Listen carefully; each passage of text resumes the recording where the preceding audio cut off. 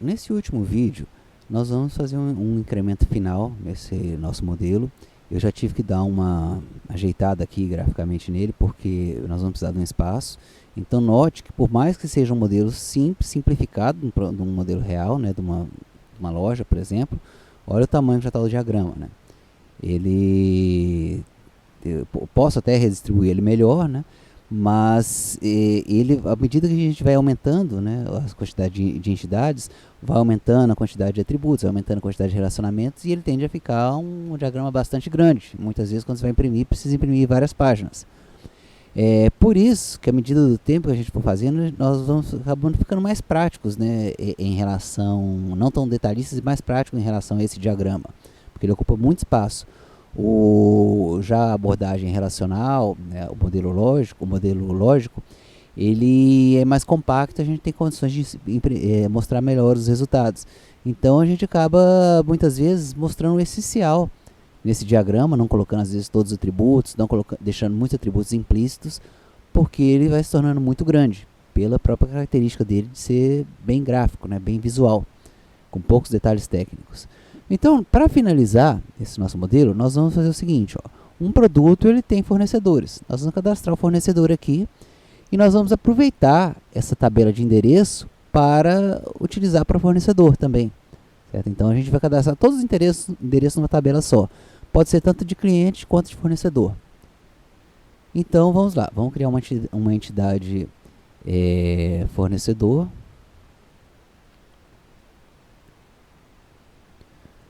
Vai ficar bem apertadinho aqui. Vamos pegar só dados básicos do fornecedor. Tá? Vamos supor que o fornecedor é só pessoa jurídica. Então a gente vai pegar o CNPJ dele. CNPJ. Vamos pegar CNPJ, nome e telefone.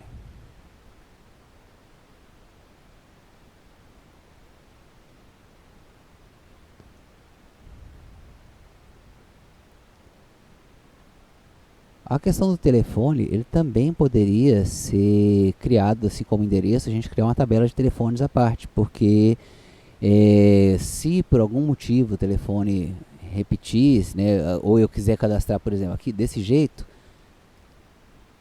eu só consigo cadastrar um telefone para o fornecedor. Se eu precisar cadastrar dois, posso criar um segundo atributo, telefone 1, telefone 2, né? Pode. Se eu precisar cadastrar 3, né, 4, aí fica complicado, né? E ou vai faltar atributo ou vai sobrar atributo, então isso nunca é bom. Então o ideal seria a gente criar uma tabela à parte, como fez endereço, e poder associar quantos telefones que a gente quiser ao fornecedor, certo? E se por algum acaso, né, houver um compartilhamento de telefone, a gente não precisa cadastrar duas vezes, né? Suponha que seja, por exemplo, no caso do cliente, um telefone para a família, né? Não precisa cadastrar o mesmo telefone várias vezes. Só ajeitar essa ligação aqui. Então, como atributo identificador do fornecedor, seguindo o nosso padrão, eu vou colocar ID fornecedor.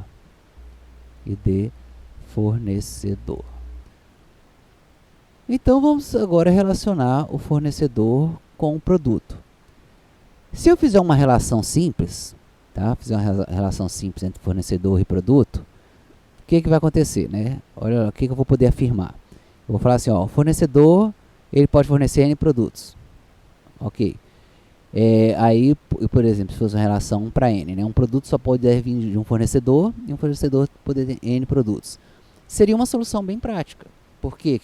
Que eu só precisaria pegar a chave do fornecedor e tornar estrangeira do produto. Aqui, eu sem querer, eu apaguei a chave estrangeira.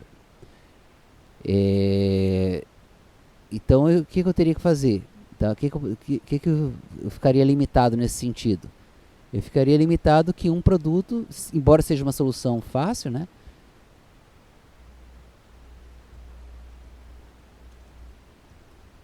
Embora seja uma solução fácil, nem sempre ela é prática, porque aí o meu sistema vai ficar preso, né? Eu só vou poder receber um produto de um fornecedor único. E aí isso é ruim, tá? Então nós não vamos fazer uma relação simples, nós vamos usar uma entidade associativa para permitir que um produto tenha vários fornecedores e um fornecedor possa fornecer vários produtos. Se eu faço travado assim, acaba que a pessoa vai ter que cadastrar 2 produtos iguais, né, mas com IDs diferentes para poder receber de fornecedores diferentes. Então aí seria o famoso jeitinho, né, para curar essa deficiência do sistema. Nós não queremos criar um sistema deficiente, embora simplificado. Então vamos criar uma entidade associativa entre ambos. Dessa forma, o que vai acontecer? Perdão. Um fornecedor vai poder fornecer vários produtos, né? Então a chave dele, como a gente está usando explícita, nós vamos manter explícito isso, né? Não deixar implícito, como chave estrangeira, uma chave fraca. Eu vou aqui manter o ID do produto.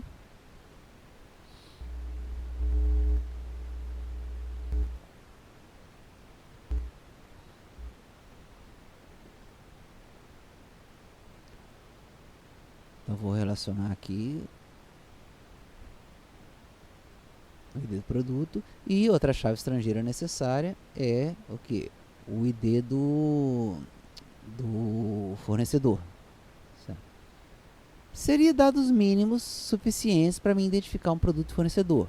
Mas na prática, a gente pode observar uma situação,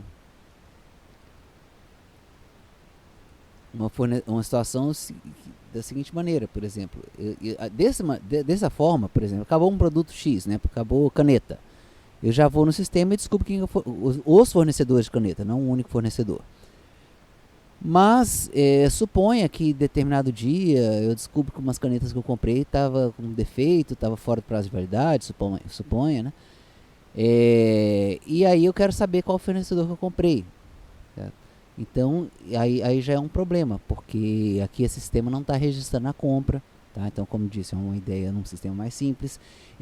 Eu poderia associar, né, na compra, por exemplo, o código de barras do produto, um identificador único do produto a um fornecedor, para saber que aquele produto veio de determinado fornecedor, certo? Então eu teria que fazer um sistema de faturamento de compra também, não só de venda, para ter esses detalhes. Tá? Mas com o pouco que nós estamos fazendo, a gente já não tem muito espaço, né? Então seria meio inviável. E aqui, tá, o padrão que eu utilizo para entidade associativa é as iniciais das duas tabelas, ó, produto, fornecedor. Tá? É um padrão que eu utilizo, que quando chega lá no banco de dados, eu encontro a entidade associativa, de olhar o nome da tabela, eu sei quais as outras que ele está relacionando.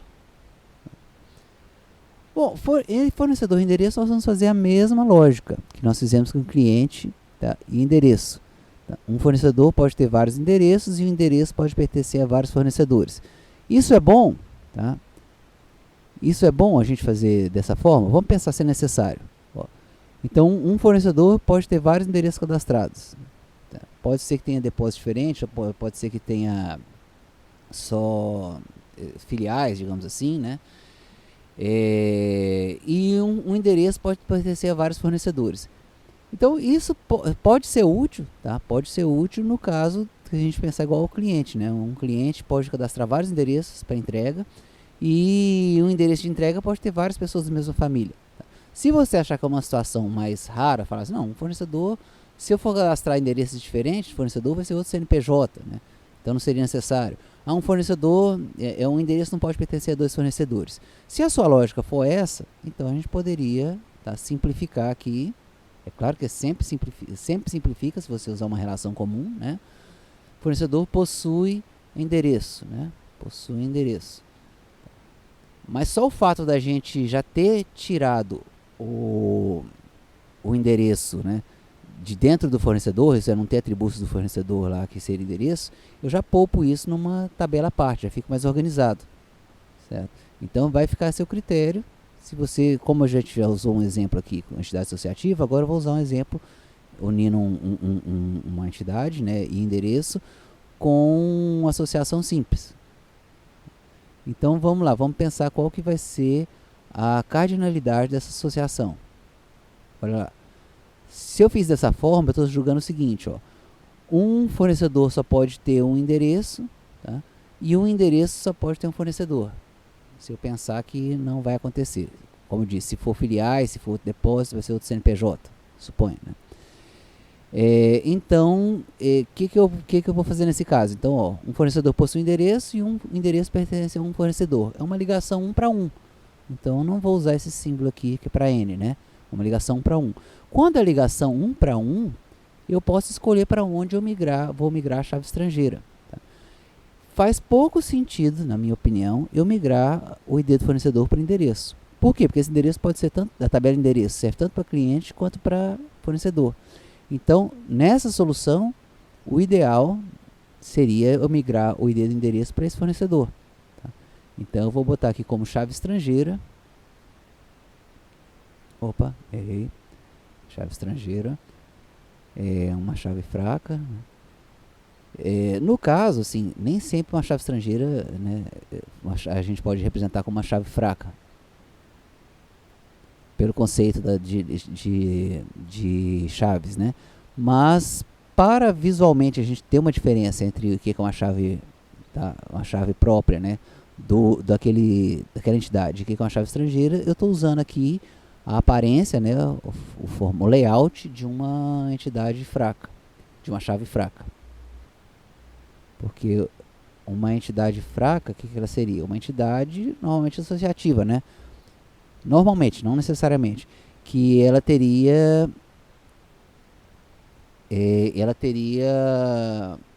não teria uma chave primária única, ela precisaria de união de várias chaves fracas, 2 ou mais, para identificar cada registro daquela tabela, certo? Então eu estou usando o layout, mas não necessariamente a gente pode dizer que isso aqui é uma chave fraca pelo próprio conceito, certo? Então, ó, eu vou diminuir o zoom aqui, nós temos aqui o nosso sistema feito, certo? Com uma série de simplificações, tá? No mundo real isso aqui precisaria de ser mais, a gente ia colher mais requisitos do cliente, né, para saber entender o problema por si só, mas já vimos aqui o quão pode ser trabalhoso,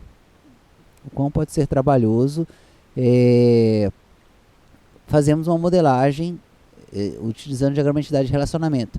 Vantagem do diagrama de entidade de relacionamento: a pessoa não precisa ter visão técnica do que é um banco de dados, né?